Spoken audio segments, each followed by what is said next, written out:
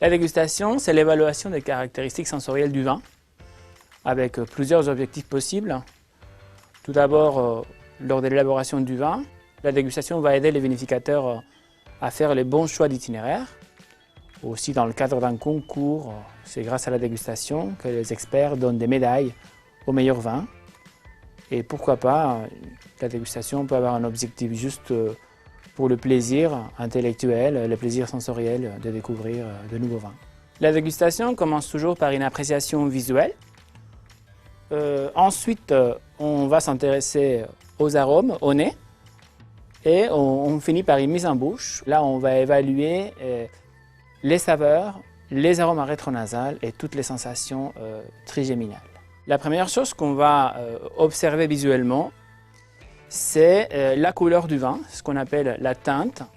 Pour évaluer la couleur d'un vin, on va observer donc la teinte principale, donc au centre du disque, et on va aussi décrire ce qu'on appelle le reflet, donc la teinte qu'on va trouver sur les bords du disque. Un autre aspect à observer dans le vin, c'est l'existence d'un trouble.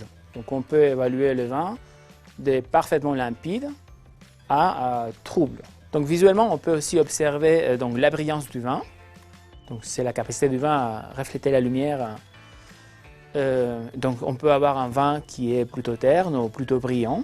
Le vin peut être plus ou moins visqueux. Donc c'est les caractères un petit peu sirupeux ou plutôt fluides d'un vin.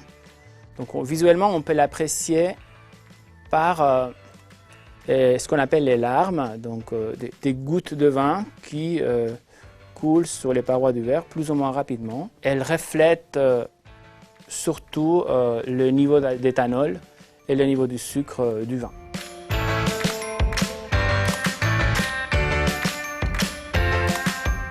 L'arôme du vin est provoqué par une multitude de composés volatiles qui proviennent soit de la baie de raisin, soit de la fermentation, soit de l'élevage, soit formés pendant le vieillissement du vin. Les molécules d'arôme vont être perçues par voie orthonasale, donc à travers les narines, vont arriver au bulbe olfactif, au récepteur olfactif. Là, ils vont déclencher un signal qui va être interprété, intégré par le cerveau et qui va provoquer un comportement du dégustateur, soit une description, soit une appréciation par exemple. On distingue tout d'abord ce qu'on appelle le premier nez, qui consiste à sentir le vin avant agitation, où on a des notes plutôt légères ou des fois même quelques petits défauts. Le deuxième nez consiste à sentir le vin après agitation, pour mieux sentir les arômes et pouvoir avoir des informations sur le cépage, le mode de vinification ou l'âge du vin. Le vocabulaire des odeurs est extrêmement complexe. Il n'y a pratiquement pas de mots spécifiques aux odeurs. On utilise des mots de la vie de tous les jours et le problème c'est qu'il y a autant de mots que de sources odorantes potentielles. Il y a eu quelques essais de normalisation des lexiques odorants sous la forme essentiellement de roues des arômes, mais on n'a pas pour l'instant un lexique qui puisse être généralisé à tous les styles de vin et à toutes les régions viticoles.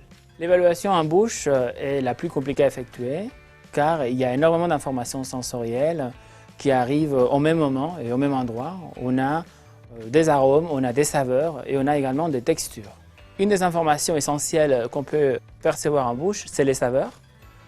Donc l'acidité, les caractères sucrés, un peu l'amertume, des fois la salinité, et puis pratiquement jamais les côtés umami, donc ces cinquièmes saveurs qu'on n'utilise pas beaucoup dans la description du vin.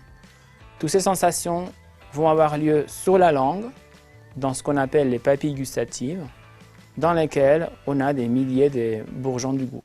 Contrairement à ce qu'on pensait par le passé, il n'y a pas des zones de la langue attitrées à telle ou telle saveur. Il y a une grande variabilité interindividuelle sur les zones de la langue et les saveurs. Et une zone de la langue peut réagir à plusieurs saveurs et être différente d'une personne à une autre. Une autre information essentielle, c'est ce qu'on appelle les arômes par la voie rétronasale. Donc pour cela, le dégustateur va mettre le vin en bouche, il va essayer de faire passer de l'air pour entraîner les composés volatiles vers l'arrière du palais jusqu'au récepteur olfactif, c'est ce qu'on appelle grumer. Dans la bouche, on peut percevoir également la viscosité du vin, c'est ce qu'on appelle le gras. Donc, si le vin est plus comme l'huile ou plutôt comme l'eau. Et aussi, on peut percevoir, surtout sur les vins rouges, les côtés astringents, c'est-à-dire un côté asséchant, un côté râpeux qu'on va sentir sur les surfaces intérieures de la bouche. Déguster, ce n'est pas boire, et donc un bon dégustateur doit toujours cracher l'échantillon.